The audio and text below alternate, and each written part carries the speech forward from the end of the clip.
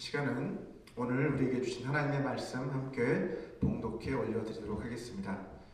오늘 주신 말씀은 마가복음 1장 1절에서 8절까지의 말씀입니다. 우리 한 절씩 교독하도록 하겠습니다. 마가복음 1장 1절에서 8절 제가 먼저 읽겠습니다.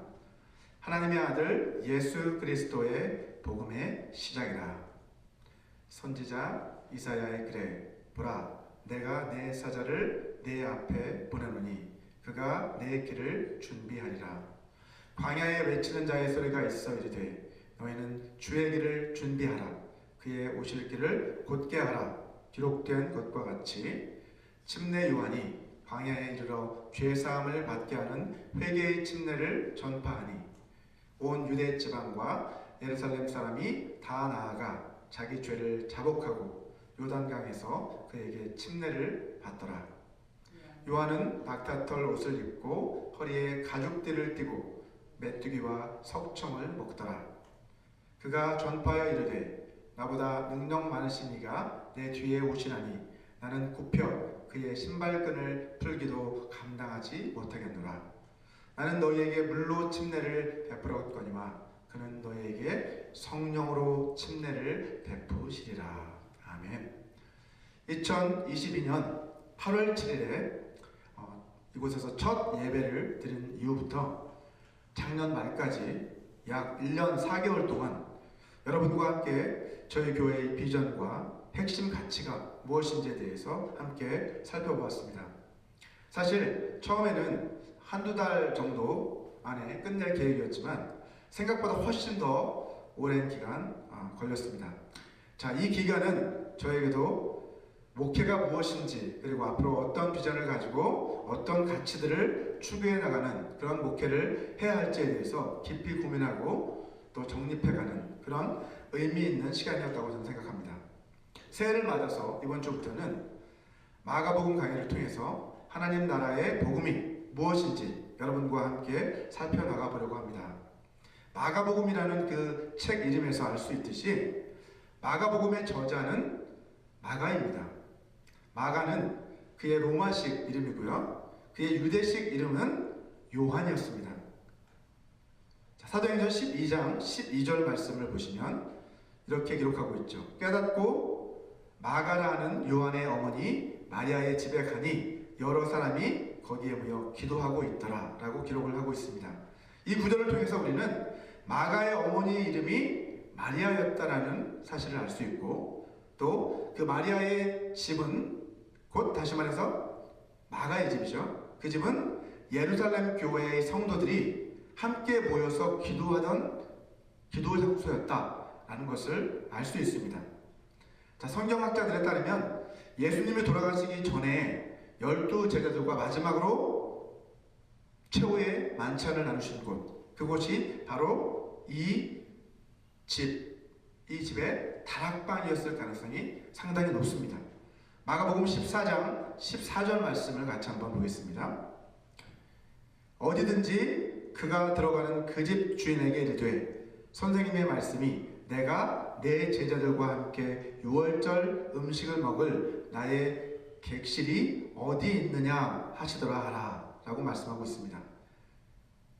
자, 여기서 말하고 있는 그 객실, 그 집주인, 이 객실, 이것은 마가의 집, 곧 마리아의 집이고 또 그 객실이란 다락방을 의미하는 것이죠. 자, 그래서 예수님이 제자들과 함께 최후의 만찬을 나누었던 이 장소를 가리켜 보통 우리는 그냥 마가의 다락방이라고 부르는 것이죠. 만약 이 모든 가정이 맞다라고 한다면 마가의 부모님은 두 분 모두 아주 신앙심이 깊었던 분들이고 또 주님의 사역에 아주 헌신적인 분들이었다는 것을 우리는 확인할 수 있습니다. 자, 그런데 마가복음 14장 50절에서 52절까지의 말씀을 보시게 되면 또 한 가지 흥미로운 사건이 기록되어 있습니다. 우리 같이 한번 읽어볼까요? 마가복음 14장 50절에서 52절까지의 말씀입니다. 시작. 제자들이 다 예수를 버리고 도망하니라. 한 청년이 벗은 몸에 배 혼니부를 들고 예수를 따라가다가 무리에게 잡히매 배 혼니부를 버리고 벗은 몸으로 도망하니라.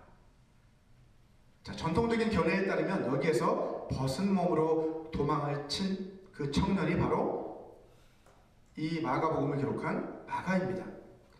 자, 그렇기 때문에 이러한 아주 프라이빗한 내용을 기록할 수 있었겠죠. 자, 청년이라고 표현한 이것을 봤을 때 마가는 이 당시 약 20대 초반 정도 되는 그런 나이였다고 생각이 듭니다. 자, 그렇다면 도대체 어떻게 해서 마가는 이 한밤중에 벗은 몸으로 혼입을만 두른 채 예수님의 뒤를 뒤따라가게 된 것일까요?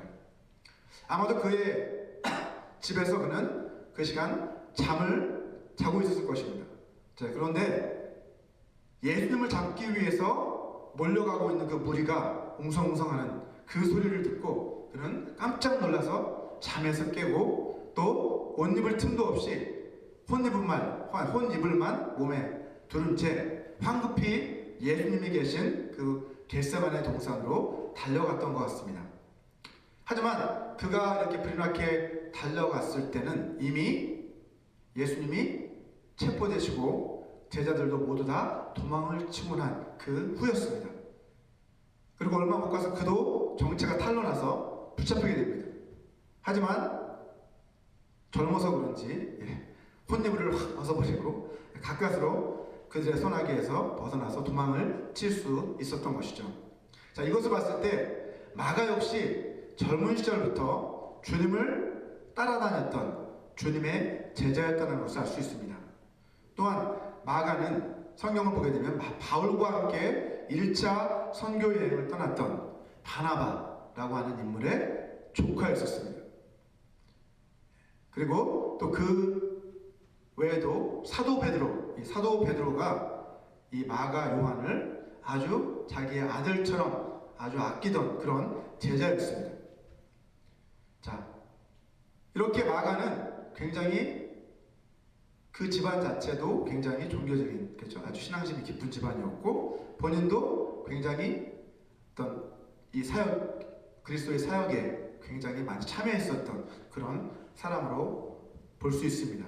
이후에 마가는요, 베드로와 함께 복음을 전하는 사역을 했습니다. 자, 그러다가 결국 베드로와 함께 로마의 감옥에 갇히게 됩니다.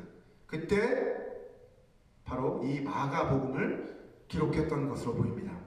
자, 따라서 이 마가복음은 로마에 있는 이방 기독교인들을 대상으로 쓰여진 복음서라는 것을 우리는 알 수 있습니다. 자, 마태복음은 유대인들을 대상으로 기록한 책이죠. 자, 그래서 예수님이 구약에서 예언했던 그 메시아, 바로 그 메시아시다 라고 하는 것을 입증하기 위해서 예수님의 족보와 탄생 이야기를 아주 자세하게 소개하고 있습니다. 자, 그리고 누가복음은 데오빌로 각하라는 그 로마의 고위 공직자에게 예수님이 어떤 분이신지에 관해서 상세히 조사해서 보고한 리포트, 즉 그러한 글이기 때문에 예수님의 탄생과 성장 배경, 그 사역의 과정들을 아주 상세하게 기록하고 있습니다. 자, 반면에 오늘 우리가 살펴보고 있는 이 마가복음은 이런 모든 군더더기를 다 제해버리고 아주 간결하게 복음의 핵심만을 소개하고 있는 책입니다. 자, 그 대표적인 예를 마가복음 1장 12절과 13절에서 확인할 수 있습니다. 다 같이 한번 볼까요? 1장 12절 13절 성령이 곧 예수를 광야로 몰아내신지라 광야에서 40일을 계시면서 사탄에게 시험을 받으시며 들짐승과 함께 계시니 천사들이 수종 들더라 라고 말씀하고 있습니다. 자, 이것은 예수님이 사탄에게 시험을 받으셨던 사건에 대한 기록입니다. 자, 그런데 다른 복음서 기자들과 달리 마가는 그 구체적인 내용들을 과감하게 다 생략을 해버리고 시험을 받으신 그 사실만을 아주 간결하고 핵심적으로 소개하고 있는 것을 볼 수 있습니다. 오늘 본문 1절부터 우리 한번 보시게 되면 마가복음의 타이틀이라고 할 수 있는 것이 바로 본문 1절 말씀이라고 할 수 있습니다. 하나님의 아들 예수 그리스도의 복음의 시작이다. 이것은 마가복음의 타이틀이라고 할 수 있고 어떻게 보면 핵심 아주 뭐라고 할까요? 핵심 내용이라고 할 수 있죠. 한 문장으로 정리를 한다면 하나님의 예수 그리스도는 하나님의 아들, 또 그 하나님의 아들이신 예수 그리스도의 복음이다 라고 마가복음을 정의할 수 있겠습니다. 여러분, 창세기가 창조의 시작에서부터 이야기를 풀어나가는 것처럼 마가복음은 복음의 시작에서부터 이야기를 풀어나가고 있는 것이죠. 한마디로 이 마가복음은 하나님의 아들이신 예수 그리스도께서 전하셨던 그 복음의 핵심 메시지를 담고 있는 책이라고 말할 수 있습니다. 자, 여기에서 마가는 예수님을 하나님의 아들이시며 그리스도이시다 라고 그렇게 소개를 하고 있습니다. 이 고백, 하나님의 아들이시며 그리스도이시다 라는 이 고백은 여러분도 잘 아시다시피 가이사랴 빌립보 지방에서 예수님이 제자들에게 사람들이 나를 누구라 하느냐 라고 물으셨을 때 베드로가 고백했던 대답입니다. 자, 마태복음 16장 16절 말씀도 우리 같이 한번 읽어보겠습니다. 시작. 시몬 베드로가 대답하여 이르되 주는 그리스도시요 살아계신 하나님의 아들이시니이다. 그리스도, 자, 여기서 그리스도라고 하는 이 표현은 히브리어로는 메시아죠. 메시아. 자, 히브리어는 메시아라고 하는데 이것은 기름 부음을 받은 자라는 그러한 뜻을 가지고 있습니다. 여러분, 구약에 보면 기름 부음을 받아서 세우심을 받았던 세 가지 직분이 나오는데요. 그것은 왕, 선지자, 그리고 제사장, 이 세 직분이죠. 자,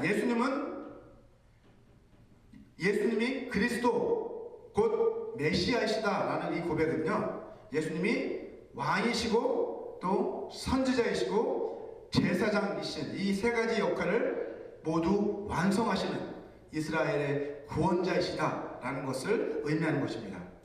다시 한번 우리 본문 1절을 한번 보시게 되면 예수님을 그리스도라고 고백할 뿐 아니라 예수님은 하나님의 아들이시다라고 마가는 선언을 하고 있습니다. 자, 이것은 이 복음서가 첫 번째 이 복음서를 기록한 그 대상, 곧 이 복음서의 독자, 첫 번째 독자는 아까도 말씀드렸던 것처럼 로마의 이방인 그리스도인들이었다라는 그 사실을 우리가 염두에 둘 필요가 있습니다. 자, 그것과 아주 밀접한 관련이 있기 때문에 그렇습니다. 예수님 당시 이스라엘은 로마 제국의 지배를 받고 있었습니다. 자, 로마 사람들은 로마 제국의 초대 황제였던 옥타비아누스를 신으로 숭배했습니다. 자, 그리고 그뿐만 아니라 그의 뒤를 이은 황제들 역시 그들은 신으로 숭배했습니다. 이러한 로마의 황제 숭배 사상에 대해서 너무나도 잘 알고 있었던 마가는 황제가 신의 아들이 아니라 오직 예수 그리스도만이 진정한 신의 아들, 곧 하나님의 아들이시다 라고 지금 그렇게 선언을 하고 있는 것이죠. 자, 여기서 복음이라는 단어는 헬라어로 유앙겔리온이라고 하는데 이것은 좋은 소식이라는 뜻입니다.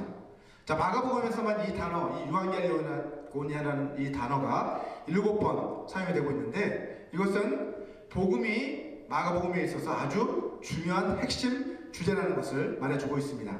자, 오늘 본문 2절부터 8절까지는 주의 길을 준비하는 그 사명을 받은 침례 요한의 사역에 관해서 기록을 하고 있습니다. 우리 먼저 본문 2절과 3절 말씀을 함께 보시면 이 두 구절은 침례 요한의 사역이 하나님의 계획에 따른 신적인 예언의 성취임을 밝히고 있습니다. 선지자 이사야의 글에 보라, 내가 내 사자를 내 앞에 보내노니 그가 내 길을 준비하리라. 광야에 외치는 자의 소리가 있어 이르되 너희는 주의 길을 준비하라. 그의 오실 길을 곧게 하라. 라고 그렇게 기록을 하고 있죠. 자, 엄밀히 말하면 2절에서의 내 사자를 내 앞에 보내노니 그가 내 길을 준비하리라 라고 하는 이 말씀은 사실은 이사야 선지자의 말씀이 아니라 말라기 3장 1절 말씀을 인용한 것입니다. 자, 만군의 여호와가 이르노라, 보라, 내가 내 사자를 보내리니 그가 내 앞에서 길을 준비할 것이요. 우리 말라기 3장 1절 말씀이죠.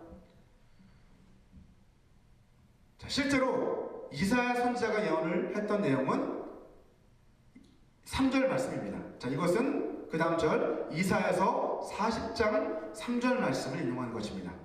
외치는 자의 소리여 이르되 너희는 광야에서 여호와의 길을 예비하라 사막에서 우리 하나님의 대로를 평탄하게 하라 라고 하는 이 말씀을 인용한 말씀이라고 할 수 있습니다. 이 말라기서의 말씀과 이사야서의 말씀을 같이 지금 함께 인용을 하고 있는 것으로 볼 수 있는 것이죠. 마치 그 당시 로마 황제가 어느 지역을 행차한다고 하면 먼저 신하를 보내서 황제가 지나갈 그 길을 미리 준비하게 했던 것처럼 왕이신 주님이 오실 그 길을 준비하는 사명을 부여받은 사람이 바로 침례 요한이라는 사람이었던 말씀입니다. 저는 대학을 졸업한 뒤에 학사 장교로 뒤늦게 군대에 갔는데 제가 근무했던 곳은 강원도 중에서 최전방 산악지역이었습니다. 제 군생활이 거의 끝나간 무렵에 어느 날 상부로부터 몇 주 뒤면 대통령이 저희 연대가 관할하고 있는 그 최전방 부대를 방문할 계획이니 철저히 준비해라 라는 그러한 지시사항이 전달이 되었습니다. 이 때문에 우리 연대는 갑자기 비상이 걸렸습니다. 그 즉시 사단장의 지시가 내려왔는데 그 지시로 공병대가 그곳에 투입이 됐고 또 수많은 병사들이 최전방 철책까지 올라가는 그 길을 닦는 도로공사에 즉시 투입이 되었습니다. 자, 그 길은 전에는 아주 가파르고 아주 꼬불꼬불한 그런 비포장 길이었습니다. 그래서 군 보급 차량도 올라가기 힘들어서 일주일에 한 번이나 두 번만 올라가던 그런 길이었습니다. 자, 그런데 놀랍게도 그 길은 단 몇 주 안에 아주 탄탄한 대로와 같이 변해 있었습니다. 무엇이 이처럼 놀라운 변화를 가져왔을까요? 그것은 한 나라의 수장인 대통령이 그곳에 오신다고 하니까 이런 놀라운 일이 그 짧은 기간 안에 가능했던 것이죠. 이처럼 여러분 침례 요한은 하나님 나라의 왕, 또 만왕의 왕 예수 그리스도께서 그곳에 오신다라고 하니까 그것을 준비하는 그 길을 닦도록 미리 보내심을 받은 선지자가 바로 침례 요한이었던 것입니다. 여러분, 침례 요한은 주님이 오실 길을 그렇게 준비하는 사람이었는데 그는 어떻게 그 길을 준비했습니까? 첫째, 침례 요한은 주의 오심을 준비하기 위해 회개의 메시지를 선포했습니다. 본문 4절에서 말씀하고 있는 것처럼 침례 요한은 죄사함을 받게 하는 회개의 침례를 전파함으로써 주님이 오실 길을 준비했습니다. 침례 요한이 광야에 이르러 죄사함을 받게 하는 회개의 침례를 전파하니 라고 말씀하고 있죠. 자, 그 결과 많은 사람들이 그에게 나와 자기 죄를 자복하고 그에게 침례를 받았습니다. 본문 5절 말씀입니다. 여러분, 회개는 여러 번 말씀드렸던 것처럼 마음을 새롭게 하는 것이죠. 그리고 하나님께로 다시 돌아가는 것입니다. 요한은 이 침례를 통해서 사람들의 마음에 회개의 심령을 불어넣어 줌으로써 주님의 오심을 준비했습니다. 이처럼 우리들도 올 한 해 회개를 통해서 우리 자신의 마음을 새롭게 할 뿐만 아니라 우리 주변의 다른 분들에게도 회개의 메시지를 전하고 그들이 모두 회개하고 주님께 돌아올 수 있도록 그들을 위해 간절히 중보 기도하는 그러한 한 해가 되었으면 좋겠습니다. 자, 둘째, 침례 요한은 주의 오심을 준비하기 위해 세상과 구별된 삶을 살았습니다. 본문 6절을 보시면 침례 요한은 주의 길을 준비하라는 자신의 그 사명을 감당하기 위해서 광야에 살았습니다. 그러면서 남들과 다른 옷을 입고 또 남들과 다른 음식을 먹으며 세상과 구별된 삶을 살았습니다. 요한은 낙타털 옷을 입고 허리에 가죽띠를 띠고 메뚜기와 석청을 먹더라 라고 기록을 하고 있죠. 하나님이 맡겨주신 그 사명을 감당하기 위해서는요, 우리의 시간과 우리의 노력과 우리의 희생이 또 수고가 필요합니다. 주님께서는 우리에게 거룩하고 구별된 그러한 삶을 통해서 하나님 앞에 영광 돌리는 삶을 살라고 우리에게 말씀하셨습니다.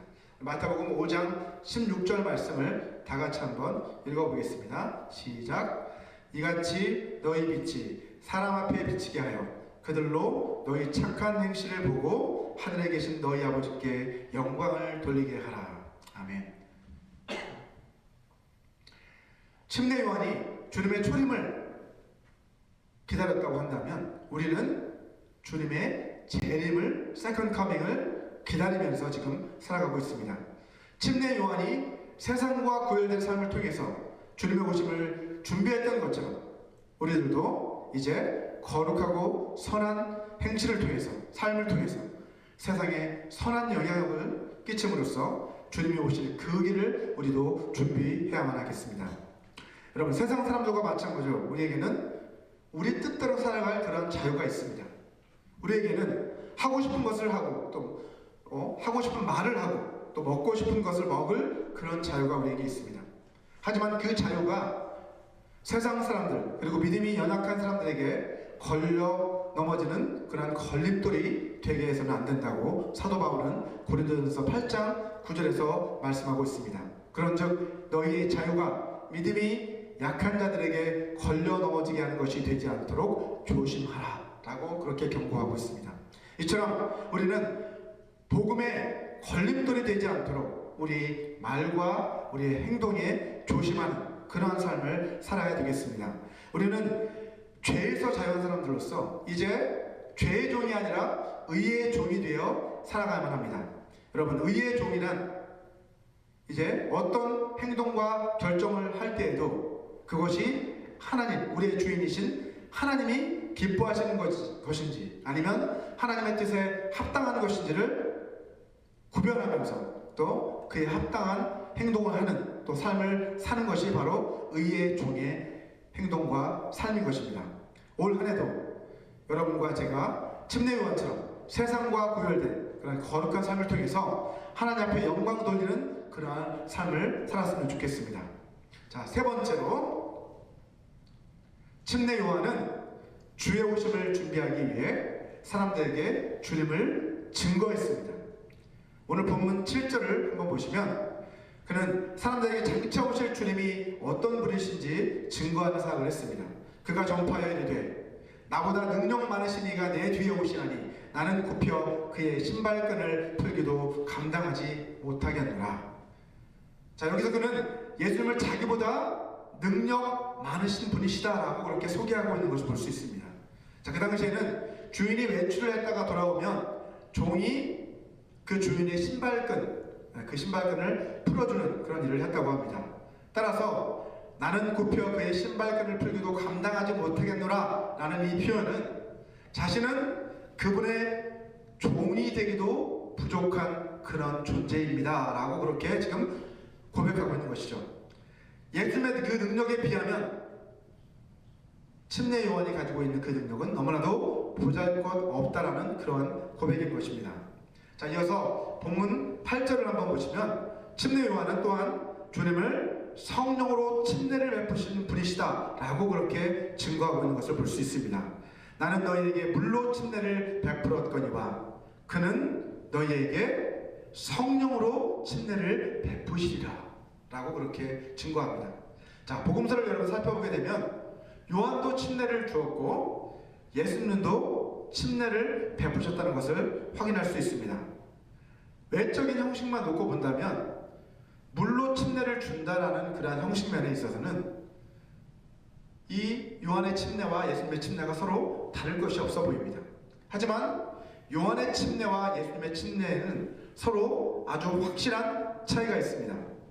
자, 첫 번째 중요한 차이점은 요한의 그 침례, 요한은 물로 침례를 베풀었지만 예수님은 성령으로 침례를 베푸시는 분이다 라고 그렇게 요한은 증거하고 있습니다. 그것이 차이라는 거죠. 요한은 물로만 침례를 주는 사람이었지만 예수님은 겉으로는 물로 침례를 주시지만 사실은 영적으로 봤을 때는 성령으로 침례를 베푸시는 분이시다 라는 말씀입니다. 여러분, 마가복음 1장 9절 말씀을 통해서 우리는 예수님 자신도 침례 요한에게 침례를 받으셨다는 것을 알 수 있습니다. 마가복음 1장 9절을 보면 그때에 예수께서 갈릴리 나사렛으로부터 와서 요단강에서 요한에게 침례를 받으셨다라고 기록을 하고 있습니다. 사실 예수님은 죄가 없으셨던 분이시기 때문에 죄사함을 받게 하는 회개의 침례를 받으실 필요가 없었습니다. 하지만 예수님은 어떻게 하십니까? 받으셨다는 거죠. 아버지 하나님의 뜻에 순종하시기 위해서 요한에게 주님은 침례를 받으셨던 것입니다. 마태복음 3장 15절 말씀을 같이 한번 읽어보도록 하겠습니다. 마태복음 3장 15절 시작. 예수께서 대답하여 이르시되 이제 허락하라. 우리가 이와 같이 하여 모든 의를 이루는 것이 합당하니라 하시니 이에 요한이 허락하는지라. 자, 여기에서 말하고 있는 모든 의란 아버지 하나님의 뜻을, 그 구원의 계획을 말하는 것입니다. 자, 디모데전서 2장 4절을 보시게 되면 모든 사람이 다 회개함으로 죄사함을 얻고 구원에 이르는 것이 하나님의 뜻이다라고 말씀하고 있습니다. 하나님은 모든 사람이 구원을 받으며 진리를 아는 데에 이르기를 원하시느니라 라고 사도 바울은 말씀하고 있죠. 자, 이처럼 예수님은 모든 사람이 구원에 이르기를 원하시는 그 아버지 하나님의 뜻에 순종하시기 위해서 요한에게 침례를 받으신 것입니다. 자, 또 한편으로 봤을 때 이것은 죄가 없다는 것만 빼놓고 예수님은 모든 면에서 우리와 똑같은 사람으로 오셨고 우리에게 사람으로서 어떤 삶을 살아가야 하는지, 주님을 따르는 삶을 어떻게 살아가야 하는지를 우리에게 본을 보여주시기 위해서 이렇게 침례를 받으신 것이라고 또한 생각할 수 있습니다. 자, 요한의 침례와 예수님의 침례, 이 두 사이의 또 다른 결정적 차이는 누구의 이름으로 침례를 받았느냐 하는 것입니다. 자, 요한의 침례는 요한의 이름으로 행해진 침례입니다. 그리고 예수님의 침례는 예수님의 이름으로 행해진 침례를 말하는 것입니다. 자, 이것은 누가 침례를 베풀었느냐라고 하는 문제가 아니라 침례가 누구의 이름으로, 즉 누구의 권위를 가지고 베풀어졌느냐 하는가의 문제입니다. 요한의 침례는 예수님의 오심을 준비하도록 하나님께서 요한에게 권위를 주신 침례, 그래서 요한이 베풀었던 침례, 요한의 이름으로 베풀었던 침례이고, 예수님의 침례는 모든 사람의 죄를 대속하는 그 사명을 감당하시도록 아버지 하나님께서 예수님께 권위를 주신, 그래서 예수님의 이름으로 베푸는 침례, 그것이 바로 예수님의 침례라고 할 수 있습니다. 자, 죄사함을 받게 하는 회개의 침례는 둘 다죠. 그죠? 요한의 침례도 죄사함을 받게 하는 회개의 침례였어요. 예수님의 침례 역시 죄사함을 받게 하는 회개의 침례입니다. 이런 공통점이 있지만 요한의 침례는 진정한 회개와 죄사함에 이르게 하는 예수님의 그 침례를 준비하는 과정이고, 예수님의 그 침례는 그의 결과라고 할 수 있는 것이죠. 자, 요한은 자신의 침례를 통해서 사람들의 심령 가운데 회개의 심령을 불어넣어 줌으로써 주님이 오실 길을 준비했던 것입니다. 반면에 예수님께서는 우리가 진정한 회개를 통해서 죄사함의 은혜를 누리는 하나님의 자녀로 거듭났다라는 것을 확증해 주시는 것으로서 성령을 부어주심으로 이렇게 성령 침례로 그것을 확증해 주시는 것이죠. 이것이 예수님의 침례입니다. 여러분, 침례 요한이 사람들에게 주님을 증거함으로써 주님의 오심을 준비했던 것처럼 우리들도 주님을 알지 못하는 사람들에게 죄사함을 받기 위해서 그들이 예수님 앞으로 나올 수 있도록 그들을 인도하는 자들이 우리는 되어야만 합니다. 모든 사람들이 용서받아야 될 죄인이다 라고 하는 그 사실은 이제 세상 가운데 선포되어야 하는데, 그것을 세상 가운데 선포해야 하는 사람들이 바로 우리들이라는 것이죠. 예수 그리스도의 십자가의 은혜를 통해서 모든 사람의 죄가 다 사하여졌다 라고 하는 그러한 복된 소식, 이 복음의 소식을 온 세상에 선포하는 자들이 바로 우리가 되어야만 한다는 것입니다.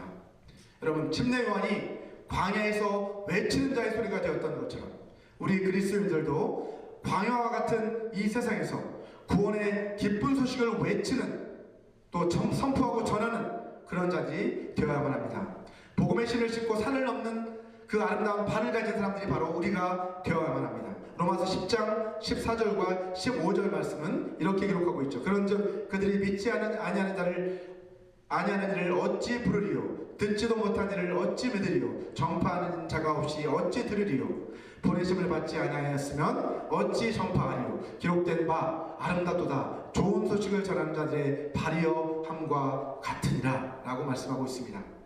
저와 여러분 모두가 올 한 해 죄악이 가득한 이 세상 가운데서 회개를 선포함으로써, 그리고 세상과 구별된 거룩한 삶을 살아감으로써, 그리고 주님을 알지 못하는 사람들에게 주님을 전파하고 증거함으로써 주의 길을 준비하는 그런 삶을 살아가게 되시기를 주님의 이름으로 축원합니다.